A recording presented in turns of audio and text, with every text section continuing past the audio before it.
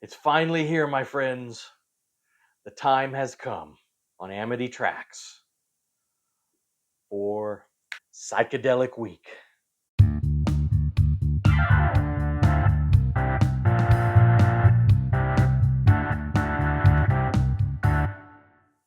Hey guys, welcome to Amity Tracks.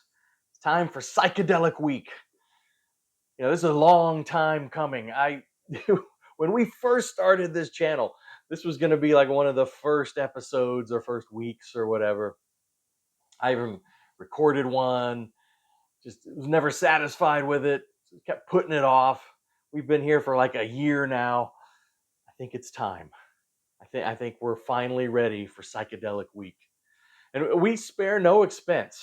I mean, obviously, these incredible psychedelic effects you have for your viewing pleasure here. So now this is going to be great. So how this week is going to work, don't worry, the effects won't be on the whole video. But at least while I explain it, let's keep the psychedelic vibe going here.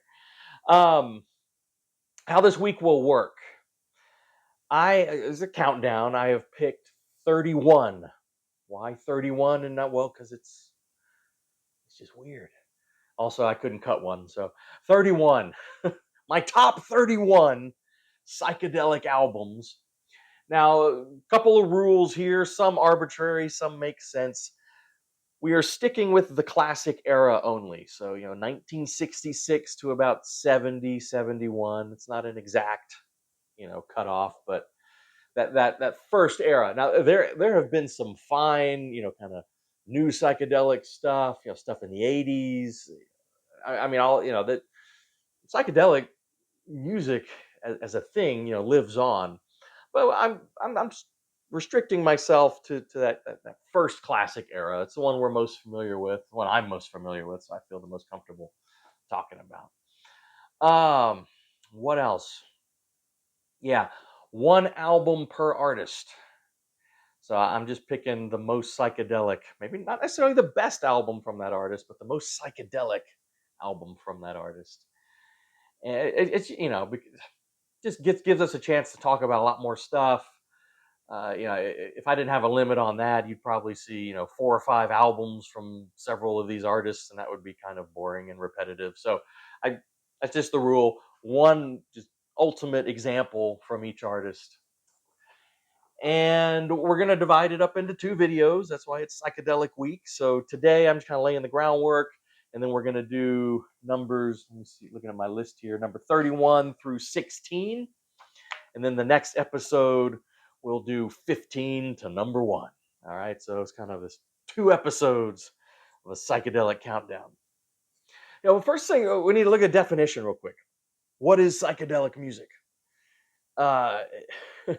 Because people don't agree on this. That's not psychedelic. That's so psychedelic. And so I spent a bit of time researching, I think at least 20 seconds on Google. And here's the definition that I found from the Google gods.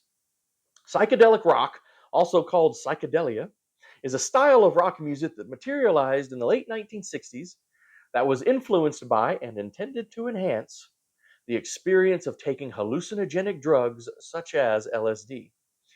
Psychedelic rock incorporated elements of blues and folk rock and eventually contributed to the evolution of hard rock and progressive rock. I think that's pretty good. Yeah.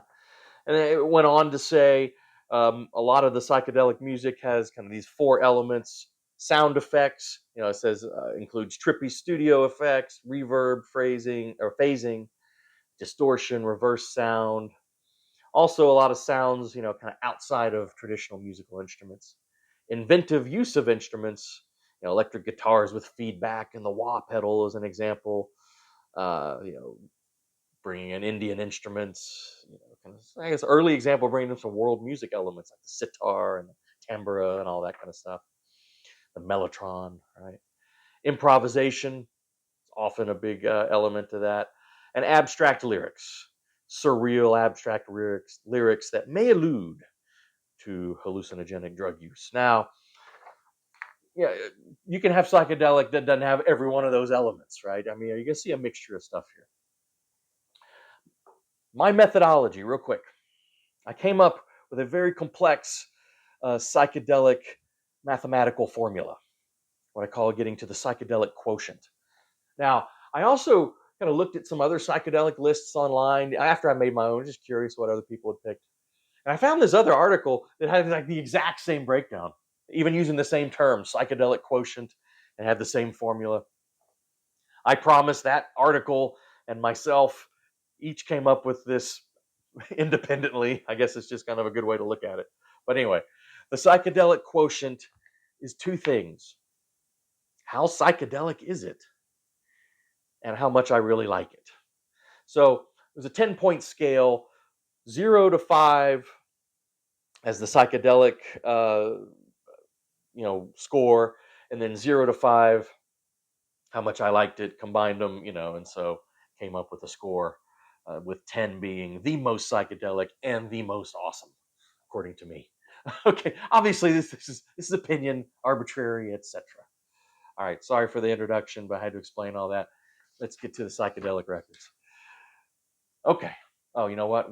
Let's turn off the effects for now. All right, here we go.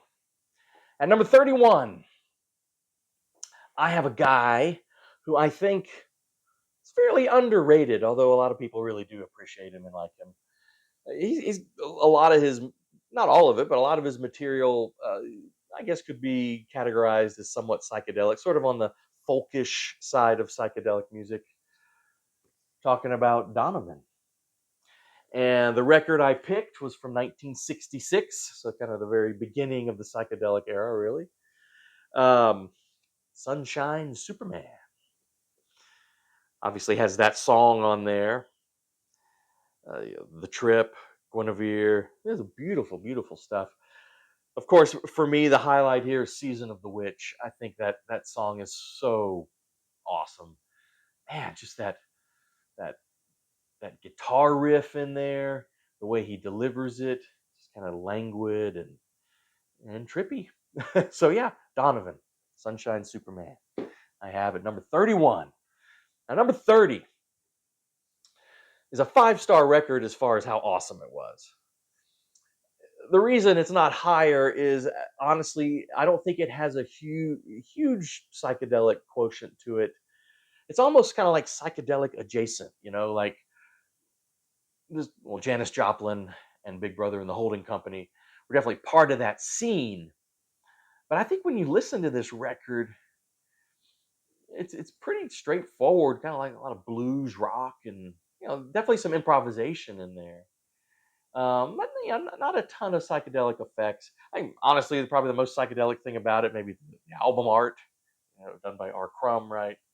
Talking about Cheap Thrills, of course, from what was that, 68? Yeah, 1968. Janis Joplin, there she is. So awesome. Well, I guess here that looks a little psychedelic. So yeah, I mean, 5-star record, one of the great records from this era, and the only reason I have it relatively lower on this list is it's not too psychedelic, although they were really kind of part of that scene. And I don't know. You have a kind of a loose definition, sure. All right, number 29. A lot of you guys probably have not heard of, and there's a guy in this band that I'm sure all of you have heard of. I did a uh, a video a while back on this guy's much more famous band that came after this. I'm talking about Moving Sidewalks out of Houston, Texas, my hometown. Now, actually, this is the complete collection, because they only put out one record and a bunch of singles. So this is a double album. The first record being that first record, which was called Flash, and this was, I think, the cover of that actual record. And then the second album has all kind of wraps up all the singles and stuff. So the guy I'm talking about is this guy. You recognize him?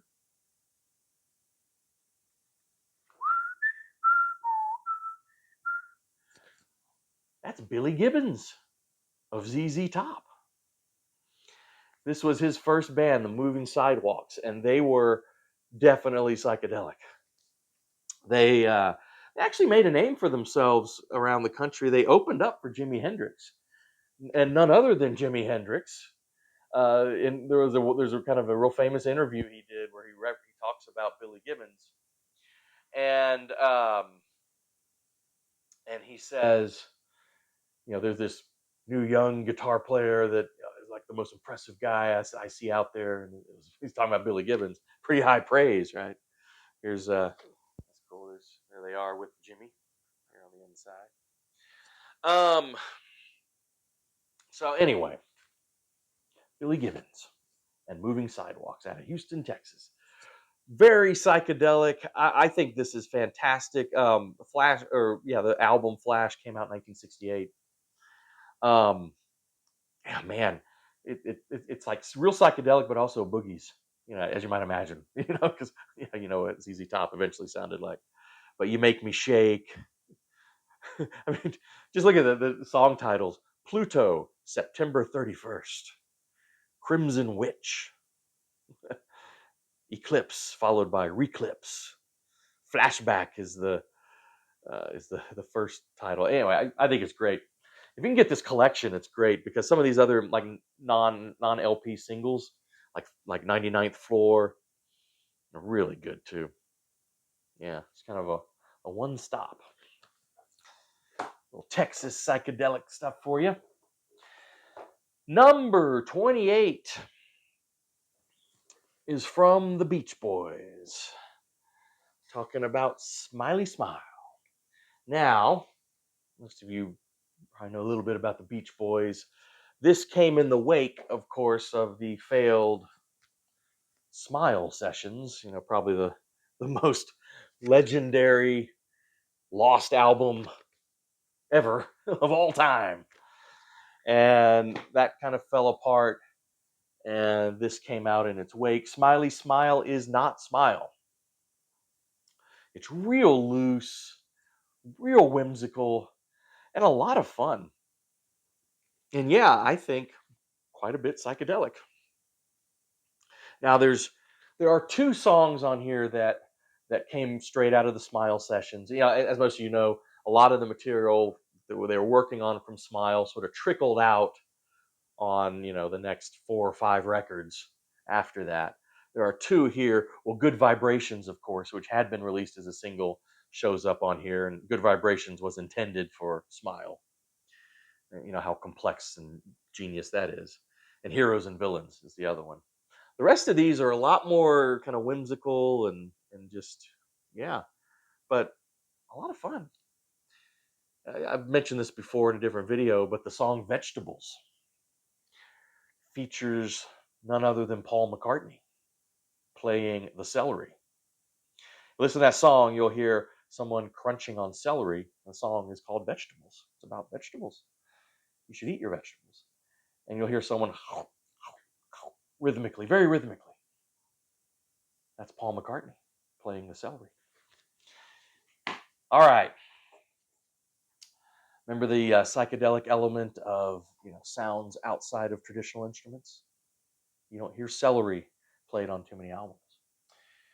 Number 27. Now, number 27 is interesting because number 27 I have here because the Psychedelic Quotient is off the charts. This may be the most psychedelic album in this entire countdown. But I have it so low because I don't listen to it that much. I find it kind of hard to listen to sometimes. I just, yeah. The band and album, and they only put out one album. This is the only one I have on. Everything else is vinyl. I just have this on CD. But the United States of America, this sort of co-op group out of Los Angeles. I mean, I don't know how to describe this thing, but man, it is as psychedelic can be. I find a hard time kind of connecting to the music on it. But I couldn't do a countdown without having that on there. All right, number 26. I've got Iron Butterfly in Agata Davida, right? 1968. I mean, this is on here for the title track. The title track, of course, takes up the entire side 2. That's the classic. I mean, as psychedelic can be, I guess. The first side, I don't think is as good. Still very psychedelic, but yeah, this is here because of that side long title track. Interesting story with this. Years ago, I don't know, 10 years ago, however long, we needed a repairman to come to our house. And I don't remember what it was, AC, or if it was a plumber, or I don't remember what it was, but it was some sort of, handyman to do something.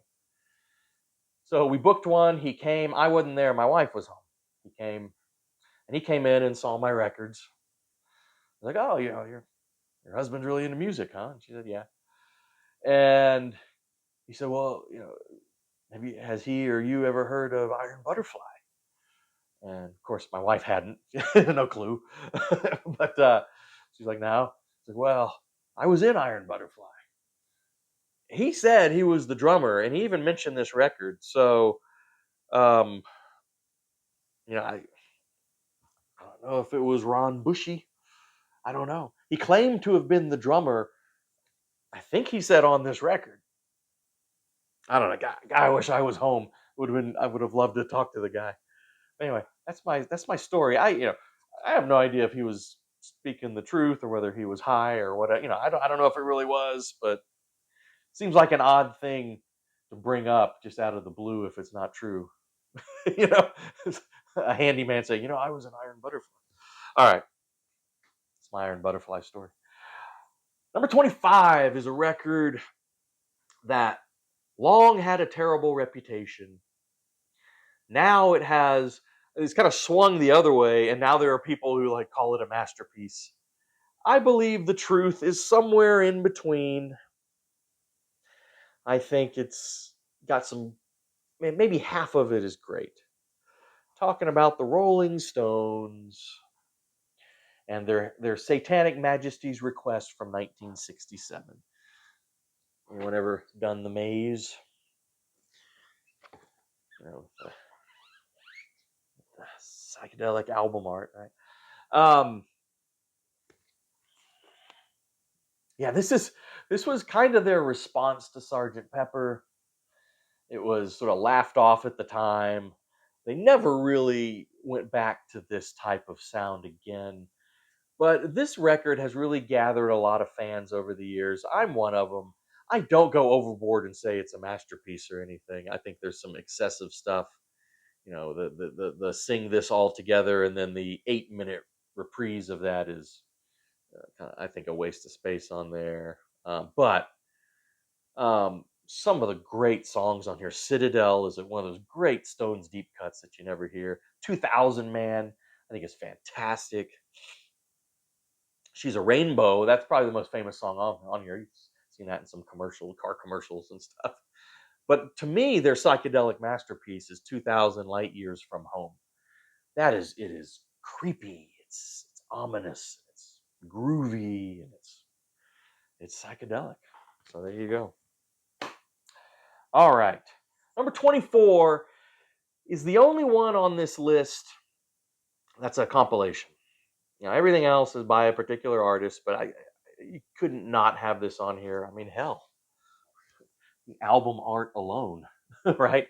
Talking about the Nuggets collection, original artifacts from the first psychedelic era, 1965 to 68.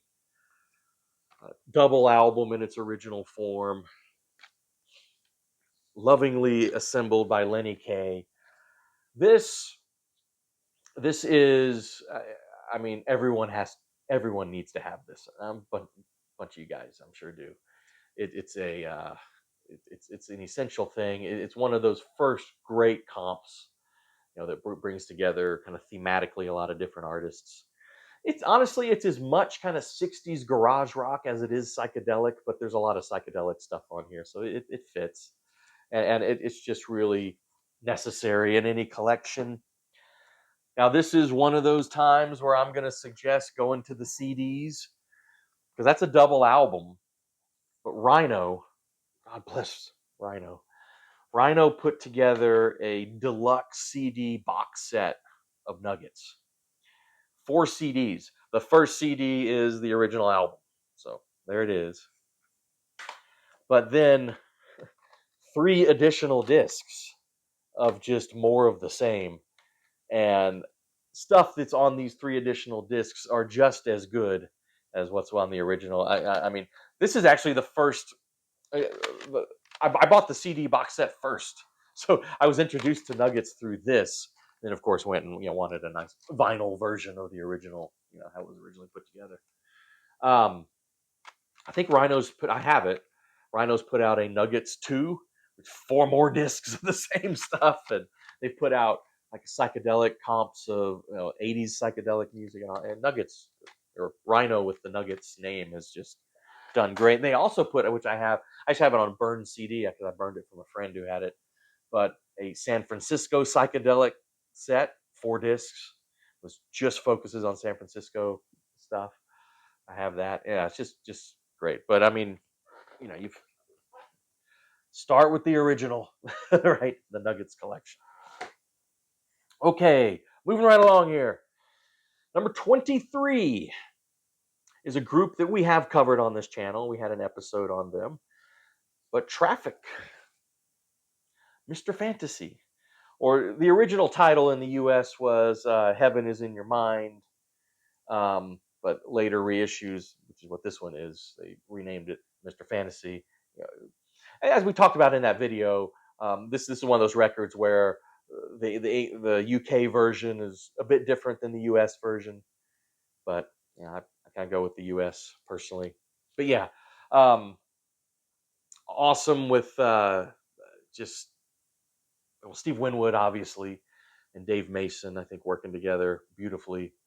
Jim Capaldi and Chris Wood, rounds out the personnel there. But I mean, Paper Sun, Dealer, Colored Rain, Heaven is in Your Mind, man, Smiling Phases, and then Dear Mr. Fantasy, which is one of the great songs of the 60s in my book.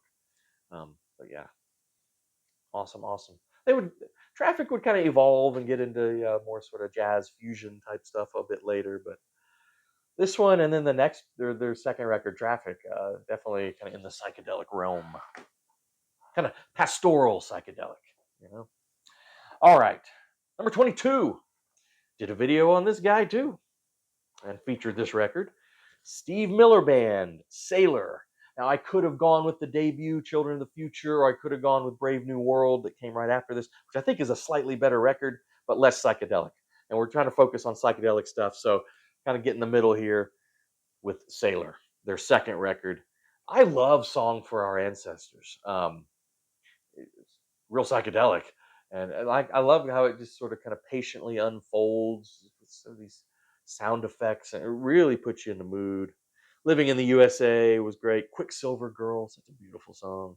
Gangster of Love's on here. Anyway, yeah, great psychedelic stuff from the Steve Miller Band. Like I said in that Steve Miller video, there's probably a lot of people out there who only know Steve Miller from his 70s hits, which are great, Fly Like an Eagle and all that. But this whole series of early records from Steve Miller, whole different deal. Very psychedelic out of San Francisco. I think Sailor is the most psychedelic and best out of that genre, although I think Brave New World is probably the best record from that era.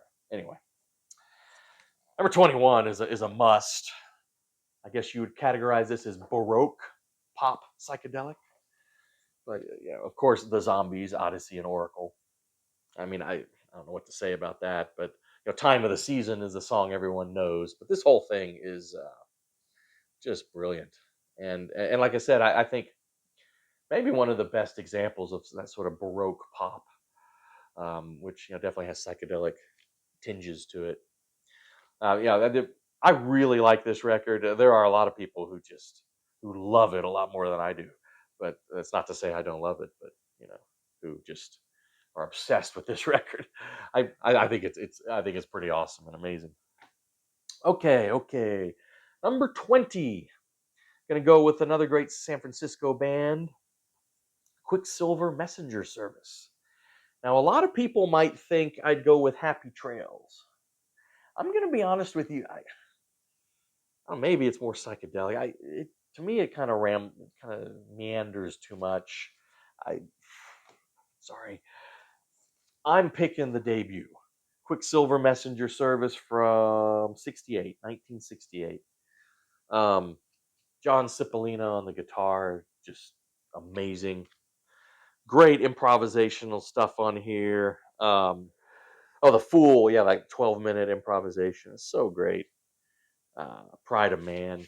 Yeah, I don't know. I think this is the best Quicksilver record, but there you go. All right, number 19. This you gotta get.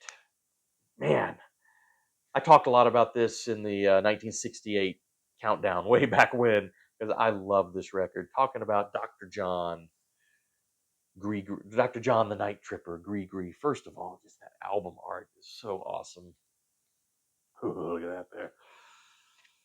This is just a brilliant gumbo, if I may use the term, of just it's psychedelic, but also very New Orleans and swampy.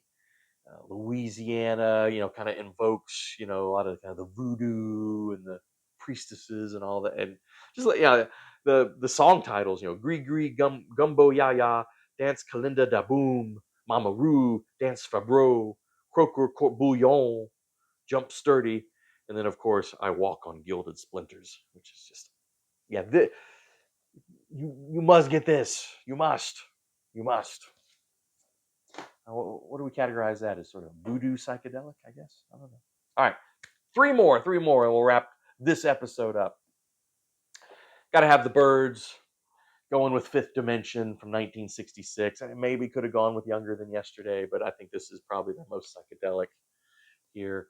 The Birds. I mean, really, for 8 Miles High alone, which I think I have told you, I think that is probably maybe my favorite song from the 1960s. It just encapsulates everything. I mean, those harmonies, that sort of John Coltrane influenced guitar work from Roger McGuinn.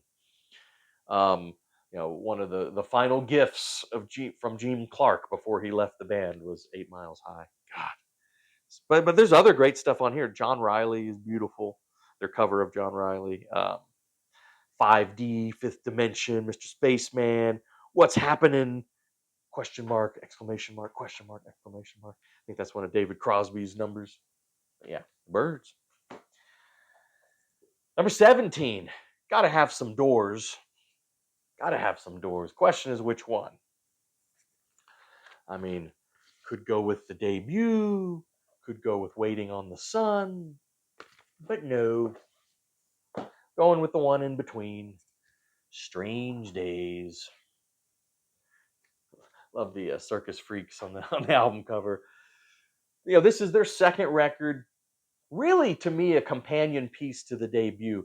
A lot of these songs on the debut and this record were kind of written at around the same time and just sort of divvied up. They both came out in the same year, 1967, back to back. The reason I picked Strange Days over the debut is I think it's a little trippier, a little more psychedelic. So that's why I went with that. But yeah, Strange Days, Love Me Two Times, Moonlight Drive, People Are Strange, My Eyes Have Seen You, I Can't See Your Face in My Mind, and then of course the epic closer, When the Music's Over. Yeah, there you go. Final selection for today's episode, number 16 from 1967. We've got the Who with the Who Sellout. The Who Sellout. We did a Who episode way back, and I mean this was highly ranked. This is one of my favorite Who records. I think it is brilliant. It's a brilliant concept album. I find this more brilliant than Tommy or Quadrophenia. All the other concept albums that are more kind of celebrated from the Who. I think this is more fun. I think it's song for song, maybe the best out of all those. Yeah, I love the Who Sellout. Real quick, in case you're not familiar with it or didn't watch that video from way back, and it's a concept record where they try and reproduce kind of a pirate radio broadcast. And so the Who recorded all these great, trippy, fun commercials and ads that play in between the regular songs. And some of the commercials turn out to be just kind of songs of their own. Townsend wanted to, from very early on, was very interested in commercialism and advertising and products and all that kind of thing. And turns it into a trippy masterpiece. Opening with Armonia in the Sky, which actually was a cover. They didn't write that, but maybe their most psychedelic song they ever did. But I Can See for Miles is on there. Tattoo, which is great. Odorono, entire song centered around deodorant. It tells us this tragic story where deodorant is a key element in the song. Anyway, great stuff. One of my very favorite Who albums. Well, all right. Hope you've enjoyed this. Stayed with us so far. Stay tuned.